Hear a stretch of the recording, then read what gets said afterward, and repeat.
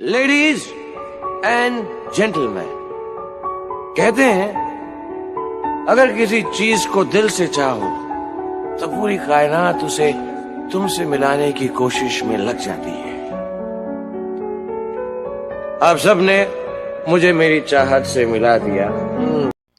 सो hello everyone, তোমরা সবাই কেমন আছো? আশা করি তোমরা সবাই ভালো আছো। তো আমি একটু সকাল সকাল একটা নতুন ভিডিও নিয়ে চলে আসলাম। তো বাড়িতেই সকাল সকাল উঠে ঘুম থেকে স্নান টান করে পুজো সেরে নিলাম। আজকে আমার দাদার জীবনের একটা বিশাল বড় স্বপ্ন পূরণ হতে চলেছে। তো কি সেটা তোমাদের সাথে শেয়ার করতে চাই। তো চলো, আশা করি তোমরা সবাই থাম্বনেলটা দেখে বুঝেই গেছো যে কিসের কথা বলছি আমি, কি স্বপ্নের কথা। আজকে আমিও অনেক খুশি। তো আমাদের জীবনের অনেক গল্প আছে, অনেক অনেক আর আমরা অনেক কষ্ট করে বড় হয়েছি। তো আমাদের জীবনের যা গল্প আছে, যদি জীবনে কোনো দিন সাকসেস হতে পারি তো তোমাদের সাথে সবই শেয়ার করব। তো আজকে সকাল সকাল পুজো টুজো সেরে নিয়ে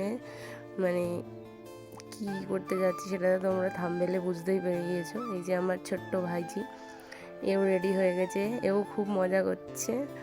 আর যে দুজন মিলে কথা বলছি এবার বলছি টাটা করো টাটা করো টাটা করো, টাটা করছে দেখো।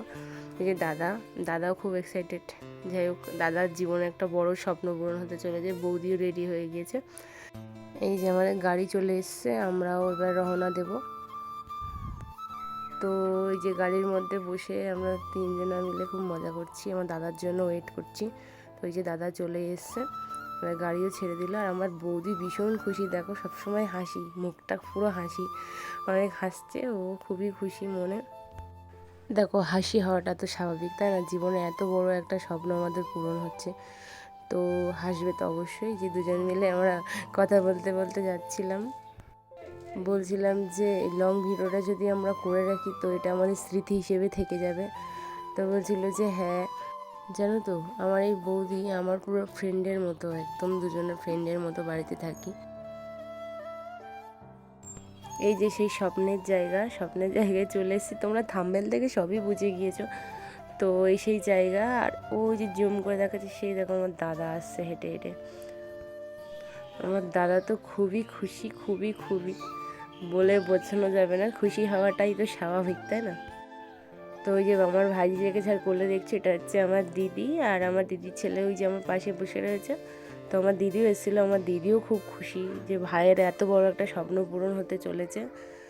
আর বৌদির তো বলে বোঝানো যাবে না ওর যে কি হচ্ছে মনের মধ্যে। এই দিদির সাথে সেসব কথাই বলছে আর কি। আমি আর লুকিয়ে একটা ভিডিওটা অন করে দিয়েছি। তো আমাদের ডাকলো সামনের দিকে, আমরা প্লেট নিয়ে গেছিলাম আর আলতা নিয়ে গেছিলাম। এই যে ওর লক্ষ্মী মেয়েটা দেখছো না, এই মেয়েটার জন্যই সব কিছু। তো ওই যে আলতা দিয়ে আর কি ওর ফার্স্টেই ওর লক্ষ্মীকে ছাপ দিয়ে দিচ্ছে, ওর পায়ের ছাপ গাড়ি। তো মেয়েটা খুবই কান্না করছে, ভয় পাচ্ছে, ভাবছে লাল মতো কি ওর পায়ে ওরকম দেওয়া হচ্ছে, ও ভাবছে ভয় থেকে খুব কান্না করছে, দিতে চাইছে না।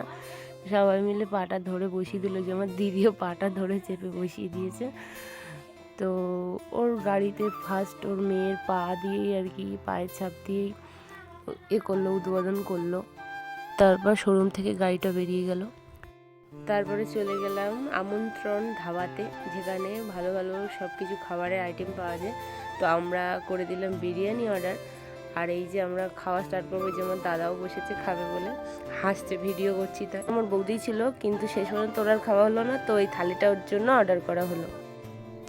তো এখানে দাদার আর আমাদের সবার কিছু ফটো অ্যাড করে দিলাম, তোমরা দেখে নিও। তো আমার ভিডিও যদি তোমাদের ভালো লেগে থাকে, লাইক, কমেন্ট, শেয়ার আর সাবস্ক্রাইব করতে ভুলো না। দেখা হচ্ছে নেক্সট ভিডিওতে। চলো টাটা।